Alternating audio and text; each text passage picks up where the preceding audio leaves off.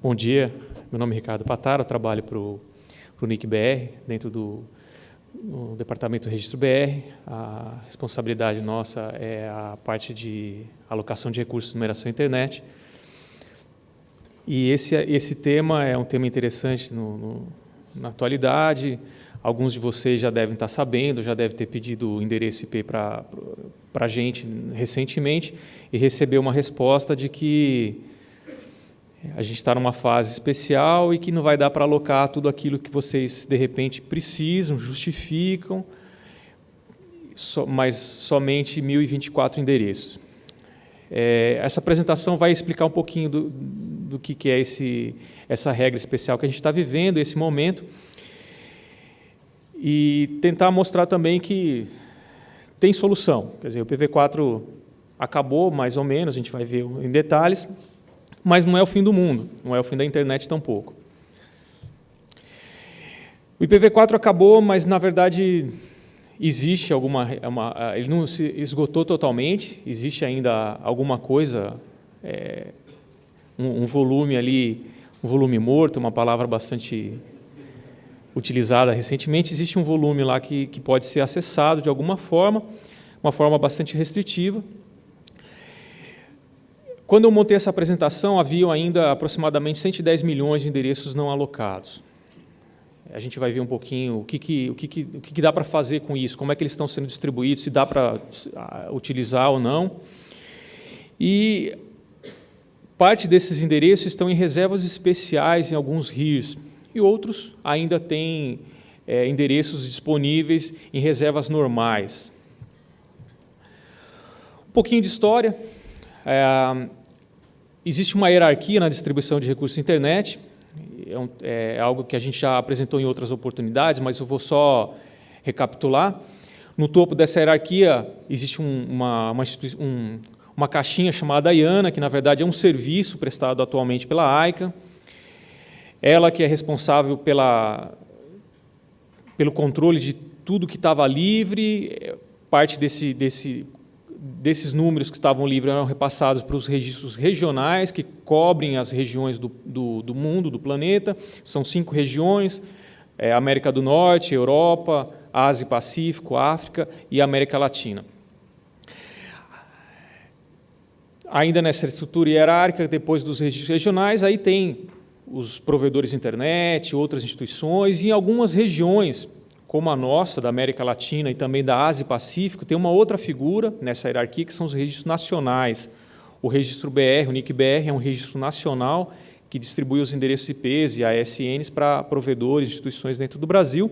Na nossa região existe o México, que também faz esse mesmo papel, e na Ásia e Pacífico tem vários, tem China, Vietnã, Japão e outros. Voltando aqui para a apresentação, esse estoque de endereços IPv4, que até então não eram alocados, terminou no topo dessa hierarquia em fevereiro de 2011, ou seja, aquele estoque que a IANA utilizava ou administrava e distribuía partes dele para os registros regionais, acabou em fevereiro de 2011, já fazem aí mais de 3 anos. Muito pouco tempo depois, em abril ou março, abril de 2011, o APNIC, Ásia e Pacífico, também declarou que havia se esgotado o seu estoque regional de endereço IPv4. Um ano e meio depois, em setembro de 2012, a Europa também fez um anúncio semelhante, que o seu estoque regional havia se esgotado, e recentemente, em junho de 2014, o LACNIC fez o seu anúncio, informando a comunidade, e por consequência, os seus registros nacionais, o registro BR, também anunciou que haviam se esgotado os endereços IPv4 na nossa região. Mas aí tem um truque, né? Na verdade, eles anunciaram que se esgotou, mas entram em políticas, em regras especiais. Eu vou falar um pouquinho mais para frente, mas a comunidade é quem decide essas regras para a distribuição dos recursos, e a comunidade nessas regiões achou interessante criar uma política para a distribuição do finalzinho dos endereços. Qual que era a preocupação?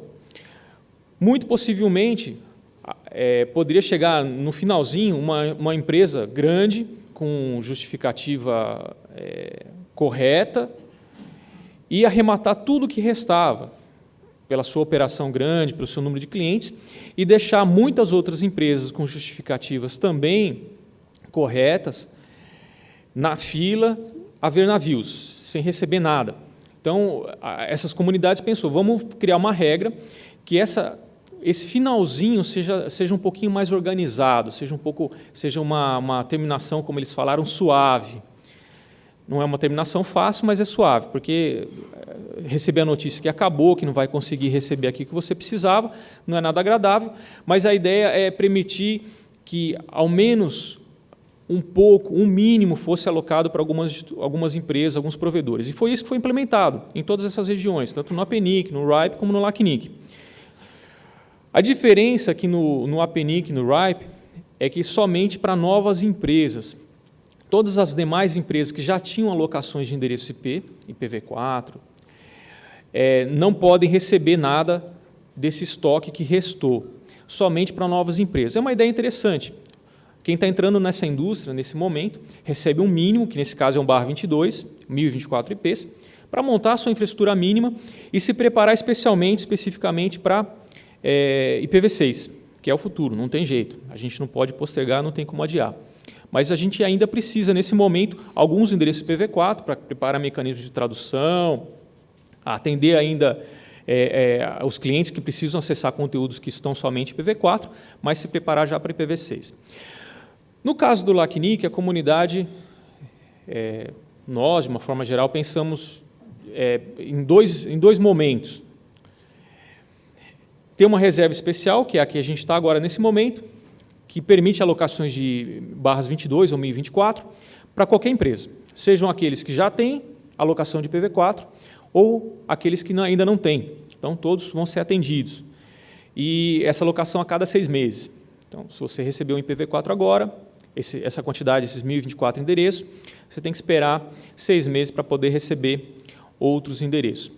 Esse estoque ele tem 2 milhões de endereços, mais ou menos 2 milhões de endereços. Quando forem esgotados esses 2 milhões de endereços, entra uma outra etapa, que originalmente também tinham 2 milhões de endereços, e nessa outra etapa, somente empresas novas, empresas que não tinham ainda nenhuma alocação IPv4 diretamente do registro nacional, do registro regional.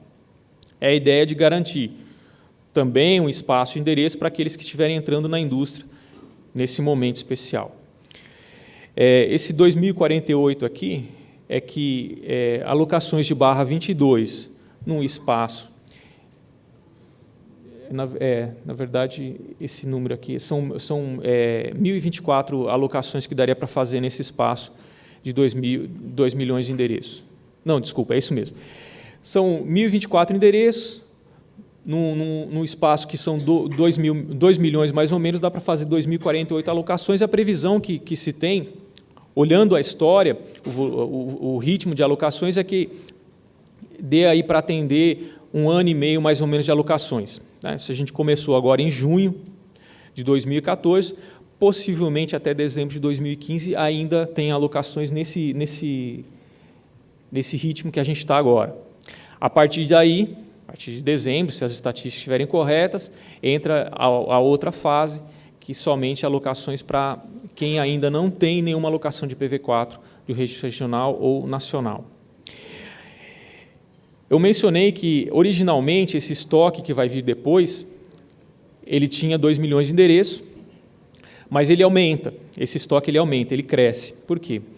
Qualquer alocação que o LACNIC vier receber, e ele já recebeu, vai para esse estoque final, para os novos entrantes, como a gente chama. Quais foram essas alocações? A IANA, que é aquele está aqui no topo, que teve o seu estoque original esgotado em 2011, recebeu o endereço. Algumas empresas voluntariamente devolveram o endereço, não estavam utilizando. A IANA tem uma política para receber essas devoluções, criou um estoque de devoluções, que estava lá guardado, esperando um momento especial, quando houvesse uma política. Essa política foi aprovada, implementada, e ela passou já a utilizar esse estoque. ela já fez 2 alocações para os registros regionais, o LACNIC já recebeu 2 alocações, é a cada 6 meses, e essas alocações que o LACNIC recebeu entrou para esse estoque que vai vir depois. Então, esse estoque está crescendo. Originalmente era 2 milhões, agora já está mais ou menos em 5 milhões. Então, é bastante endereço IPv4 para as empresas que vierem a entrar no mercado, na indústria, posteriormente, mas é aquela ideia, é somente uma alocação de 1.024 endereços, não vai ter alocação adicional, é uma vez só, no mínimo que pensou-se que seria o suficiente para a empresa se preparar, montar a infraestrutura mínima e se preparar para IPv6. Nem todos se esgotaram, nem todos os registros regionais esgotaram seus estoques. O Afrinic ainda tem bastante endereço, tem o equivalente a 50 milhões de endereços. A previsão de esgotamento, considerando esse volume e também o ritmo de alocações ali naquela região, é 2019. Pode ser bom, mas pode ser um problema também. O ARIM, que é da América do Norte, também tem alguns endereços, tem mais ou menos 10 milhões. A previsão é no próximo ano, meados, final do próximo ano, eles se esgotarem também. E eles têm uma política, não é parecida, mas pensando na implementação de IPv6, eles reservam, se não me engano, o equivalente a um /10 para projetos especificamente de implementação de IPv6. Por que eu falei que no Afrinic pode ser bom, mas pode ser ruim? O fato de ter muito IPv4 pode postergar a implementação de IPv6. A pessoa fala assim, eu tenho um endereço ainda, não vou me preocupar com isso, e pode deixar a região numa situação desvantajosa em relação aos outros. Então, tem os 2 aspectos. Tem um lado bom, você não se preocupar com NAT, com CGNAT, que são tecnologias que dão uma sobrevida, mas também criam muitos problemas. Por outro lado, pode criar aquela sensação de tranquilidade e postergar a implementação de algo que é tão importante como o IPv6. Então, novamente, IPv4 não acabou, tecnicamente, ainda tem endereços. Algumas regiões estão em políticas restritivas já há algum tempo, né? Vamos pensar aí do APNIC desde 2011, e vamos pensar, já se passaram 3 anos e a internet lá não colapsou, está funcionando, então tem sobrevida. O IPv4 não trouxe nenhum desastre, nenhuma catástrofe. A gente está vivendo isso recentemente, mas tem outras regiões que já estão há mais tempo. Não é uma catástrofe. As alocações aí no máximo de 2024, permite aí um crescimento da base de serviço, da base de clientes, utilizando IPv4, mas se você pensar somente em IPv4, isso é custoso, e o custo vai aumentar a cada momento que você amplie o seu serviço, amplie os seus clientes. Por quê? Se você colocar somente IPv4, você tem que... você está restritivo, você está restrito em 1024, ou um pouquinho mais que isso, você tem que implementar mecanismos de tradução, de compartilhamento de endereço. E isso é custoso. À medida que você aumenta o cliente, você tem que aumentar também a capacidade desses equipamentos de tradução, aumentar a capacidade de armazenamento, que você vai ter que guardar log disso daí. O crescimento é exponencial. O crescimento do custo é exponencial. Então, a recomendação, mais do que lógica, nesse determinado momento eu preciso de equipamentos que me permitam acessar conteúdos IPv4, não tem como escapar disso, mas eu vou implementar IPv6, porque à medida que os conteúdos passam IPv6, o meu tráfego majoritário vai ser IPv6, e eu tenho que investir menos nesses equipamentos que fazem tradução e compartilhamento de endereço. Ao não fazer isso, eu passo cada ano que passa, investir cada vez mais e mais nesses equipamentos de tradução, fazendo com que minha operação seja cara, complicada, e os meus clientes não tenham um serviço de qualidade, porque passam por tradução, tem problemas.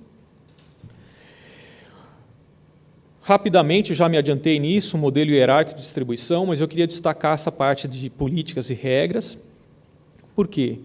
Eu vou falar que tudo que foi feito seguindo regras e políticas que principalmente destacavam a distribuição baseada em necessidade. Nada foi distribuído assim de forma... nada foi distribuído sem critério, havia critérios para essa distribuição. Os critérios são essas regras e políticas, é um processo bottom-up, é algo que o pessoal nessa comunidade de registros gosta de falar, é de baixo para cima, quem decide são vocês, que identificam necessidade, ou identificam problemas nas regras vigentes e propõem modificações. É um processo bottom-up, é aberto e transparente, qualquer pessoa pode participar e consultar tudo aquilo que já foi decidido. Embora existam regiões, de uma forma geral, essas regras são bastante semelhantes, identificam necessidades e, havendo necessidades, fica claro a justificativa para fazer a alocação. Onde estão esses endereços que já foram distribuídos? Grande parte dele está nessa base aqui chamada histórico, é tudo aquilo que surgiu, que foi alocado antes dos registros regionais. A gente vai contar um pouquinho dessa história. Então, 35% de tudo aquilo que já foi distribuído está nessa parte aqui histórica, tudo aquilo que foi distribuído antes dos registros regionais.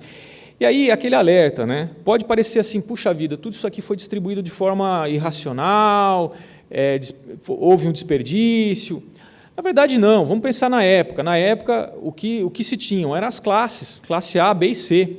Algumas empresas, classe B era pouco, e receberam classe A. Era um critério. Pode hoje parecer injusto, mas era o critério que tinha na época. Algumas empresas, classe C era pouco, recebiam classe B. Eram critérios de verificação de necessidade e de utilização. Então, há, sim, grandes números, grandes blocos alocados nessa época, mas seguiram algum critério. Depois, a gente tem aqui os registros regionais, os grandes e mais antigos têm mais ou menos a mesma quantidade, na faixa aí de 15% na média, e os dois menores que surgiram posteriormente, o LACNIC e o AFRENIC, têm mais ou menos 3% o LACNIC e 2% o AFRENIC de todo o espaço que já foi distribuído IPv4. É claro que nessas regiões aqui no AFRENIC, esse 2% que ele recebeu, parte ainda está livre, o mesmo que em relação ao ARIM, em menor proporção. O que deu errado? Nada, ou quase nada. Depois eu vou explicar o que é esse quase nada. A gente tinha um volume de número, um volume numérico, um conjunto numérico que, por sua característica, tinha um fim, uma hora ia acabar. Esses recursos, novamente, foram distribuídos utilizando critérios e, principalmente, baseado em necessidade. Se havia necessidade, esse recurso era distribuído. A internet, como a gente já falou, e vocês estão cansados de ouvir, foi vítima do seu próprio sucesso. Quer dizer, ela cresceu de uma forma que, talvez, no início, os seus arquitetos não pensaram que ia acontecer. Aquele volume de endereços de 4 bilhões de endereços que, na época, pareceu suficiente. Hoje a gente vê que não é suficiente, que não foi suficiente, ela foi vítima do seu próprio sucesso. E o crescimento dessa alocação é reflexo do crescimento da rede. A gente vê que a rede cresceu. O número de clientes, o número de usuários, o número de serviços cresceu e reflete no número de alocação. Cada cliente, cada serviço precisa de endereço, então as alocações elas são um reflexo do crescimento da rede. A internet não vai parar, a gente já viu, como eu mencionei, a Ásia Pacífico acabou em 2011, abril de 2011, está tudo bem, não teve nenhum pânico, não teve nenhum desastre, nenhuma catástrofe. Tem medidas restritivas, é um pouco mais caro, um pouco mais custoso para o operador, um pouco mais trabalhoso, mas aí a recomendação, implementem IPv6 ao mesmo tempo, porque se você ficar só com IPv4, esse custo vai crescer exponencialmente. Esse gráfico aqui, eu vou contar um pouquinho da história, rapidamente. Isso aqui é a história da alocação de IPv4 no mundo. Tá? Como é que foi? Aconteceu aqui desde 1982 até hoje, 2014. Essa parte em vermelho é o que foi sendo alocado, a parte verde era o que estava livre naquele momento. Alguns momentos históricos aqui. No início, nesses primeiros 10 anos, mais ou menos, 40 organizações, quer dizer, foi o começo da internet, aquele momento que se alocava classes A, classe B. Nesses 10 anos aqui, esse espaço que foi alocado, que não foi muito, ficou basicamente com 40 empresas. E aqui é um marco, né? Em 92 surge o primeiro registro regional, quer dizer, anterior a isso, era distribuído diretamente pela IANA. Em 92 surge o primeiro registro regional, no caso o APNIC. 1% da população mundial tinha acesso à internet, e nesse momento a gente tinha já 24% dos endereços alocados. Quer dizer, até esse momento, esse marco, as alocações não eram regionais, não seguiam políticas regionais, mas senão que alocações diretamente para a IANA. E é importante destacar que foi mais ou menos nesse período que entrou o CIDR, deixou-se de utilizar as distribuições com base em classes. 2005, 1 bilhão de usuários de internet, quer dizer, a gente percebe aqui um crescimento, é aquilo que eu falei, um crescimento na distribuição de endereço, mas tem um reflexo também, na verdade, esse crescimento é um reflexo do crescimento da rede. 1 bilhão de usuários na internet. 2010, 2 bilhões, aqui o crescimento não é tão intenso como foi nessa época, mas continua crescendo com reflexo como reflexo do crescimento dos usuários. 2011, 88% dos endereços alocados, 35% da população mundial com internet. E agora, em 2014, a gente já tem aqui, lá no finalzinho, 110 milhões de endereços livres, o resto já quase tudo alocado. Por que eu falei que quase nada deu errado? Alguma coisa deu errado porque previa-se uma convivência já há mais tempo de IPv4 com IPv6. Previa-se que a implementação de IPv6 ia estar num estágio diferente do que está agora, quando começou-se a detectar o final do IPv4, que o IPv4 ia acabar, isso faz muito tempo, faz mais de 20 anos, né, que começou-se a falar sobre IPv6, ou já tinha pronta a RFCs de IPv6, previa-se que o IPv4, quando chegasse nesse estágio, o desenvolvimento e implementação de IPv6 estaria no estágio mais avançado que está. Então, alguma coisa deu errado, né, a implementação de IPv6. Felizmente, a gente está longe daquilo que foi previsto, mas estamos melhorando, está melhorando. 13% do conteúdo, segundo aí o Alexa, os top 1.000 sites monitorados pelo Alexa tem IPv6, mas, infelizmente, mais de 80% ainda é IPv4 only, ou seja, só tem IPv4. A gente tem que melhorar ainda a parte do trânsito IPv4. Na verdade, então, o que eu quis dizer com isso? Por causa disso, porque ainda tem 80% de sites que só tem IPv4, a gente ainda necessita de IPv4, necessita de trânsito de IPv4, necessita de algum mecanismo para permitir que os usuários acessem esse conteúdo IPv4. E havendo escassez do IPv4, não tendo endereços suficientes para todos os nossos clientes, para todos os nossos serviços, a gente tem que ter o compartilhamento e a tradução. Isso é uma solução imediata, imediatista, mas ela tem um custo e não é a melhor, porque causa problema para os usuários. Nem todos os serviços vão funcionar quando houver essa tradução massiva, principalmente no core da rede. Então, já tem uma tradução na casa do cliente, que muitas vezes recebe somente um IPv4, ele traduz para vários equipamentos que ele tem na sua casa, e vai ter outra tradução no core da rede. São duas ou mais traduções que vai degradar em muito o serviço do cliente. Como eu havia dito, já falei, só reforçar porque está aqui no slide, é um custo crescente, é complexa a operação da rede e a necessidade de registro de logs. A recomendação, implementar IPv6 concomitantemente.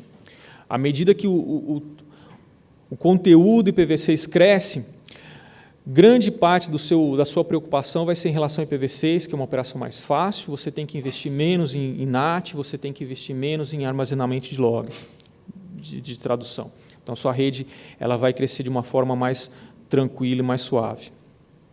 O NIC e o CGI vem tendo muitas iniciativas em relação ao IPv6 há mais de 5 anos, treinamentos, material, workshops, palestras, e atualmente mais de 74% dos sistemas autônomos brasileiros, essas empresas que têm alocação de IP e ASN, já têm IPv6, já tem alocação de IPv6, já deu o primeiro passo.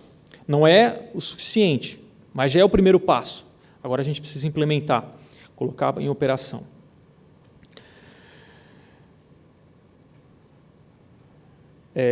A gente tinha aqui, em 2009, 91 sistemas autônomos com IPv4, hoje são 2.250. Então, a gente tem um crescimento bastante significativo. Isso pode ser por quê? Resultado dessa difusão de informação sobre IPv6, treinamento. anúncios de que IPv4 está acabando, mas a gente ainda precisa fazer algo mais. Isso aqui são alguns gráficos para mostrar, isso aqui é o crescimento de alocações de novos sistemas autônomos, mas também sistemas autônomos que recebem ao mesmo tempo IPv4 e IPv6. A gente vê aqui que o crescimento é conjunto, mas, como eu havia dito, grande parte já tem IPv6. Aqui é uma curva que mostra a quantidade de alocações de IPv6, que tem crescente, e eu coloquei dois gráficos parecidos, um que é o volume de alocações, e o outro que é o volume de barras 32 alocados. Como a alocação mínima é barra 32, acaba que é bem parecida às curvas. A maior parte das alocações são de barra 32, mas tem alocações maiores. Tem redes que justificaram e claramente necessitam de mais endereço do que um barra 32. Mas, como eu havia dito, embora a gente tenha 74% dos ASNs com IPv6, o uso ainda é baixo. 19% desses prefixos que estão alocados são visíveis na internet, 11% está vivo, o que quer dizer que tem algum serviço atrás desse anúncio. Não é só ver o anúncio, mas também ter algum serviço, seja web, seja DNS, seja e-mail. Então, tem alguns sites que fazem uma verificação. Bom, tem um prefixo, tem rota, vou testar, ver se alguns serviços, os mais básicos, estão disponíveis. Algumas outras estatísticas, que enquanto que a gente tem aí 448 sistemas autônomos que dão trânsito IPv4, é baixo ainda o número daqueles que dão trânsito IPv6. Então, se a gente imagina que um provedor de trânsito, você espera que ele dê trânsito para a internet. A internet hoje é IPv4 e IPv6, mas infelizmente alguns ainda pensam somente em IPv4. E na média, na nossa região, e aí comparando, depois eu tenho algumas referências, comparando alguns sites de conteúdo, menos de 1% do tráfego que chega a esses provedores de conteúdo tem IPv6. Então, é mais um item aqui para detectar que o uso ainda é baixo. Mas é a nossa responsabilidade. Somos nós que temos que mudar. Cabe a nós essa responsabilidade, então, ação naquilo que nos cabe. Implementando IPv6 na nossa rede, na medida do possível, colocando IPv6 na casa do cliente e solicitando aos nossos provedores de trânsito que tenham IPv6 disponível, que a gente tem que fazer a nossa parte.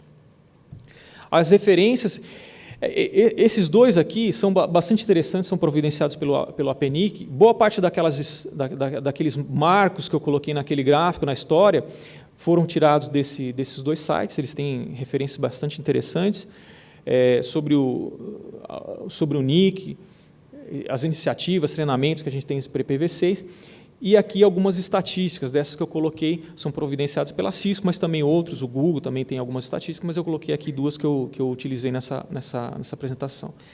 E era isso. Algum comentário, alguma dúvida? Eu acho que eu não passei muito do tempo.